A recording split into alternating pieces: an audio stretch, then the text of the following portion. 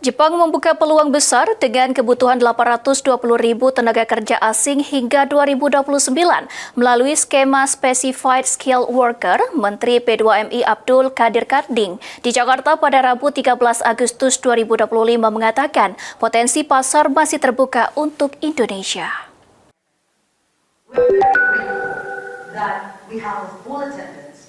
Jepang membuka peluang 820.000 lowongan kerja hingga 2029 melalui skema Specified Skilled Workers (SSW.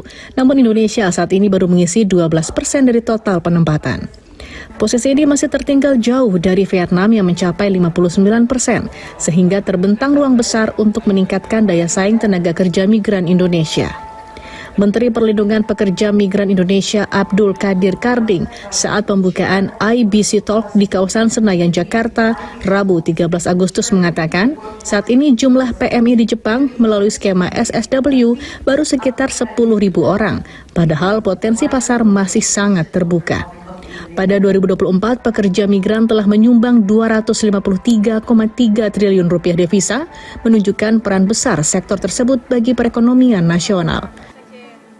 Kami melakukan kajian bahwa sumbangsi terhadap devisa yang masuk dari data yang ada itu tahun kemarin kita mendapatkan 253,3 triliun dari sektor pekerja migran. Ini sesuatu yang baik untuk kita kembangkan di tengah bonus demografi yang sekarang harus kita mitigasi agar bonus demografi ini menjadi produktif, bermanfaat.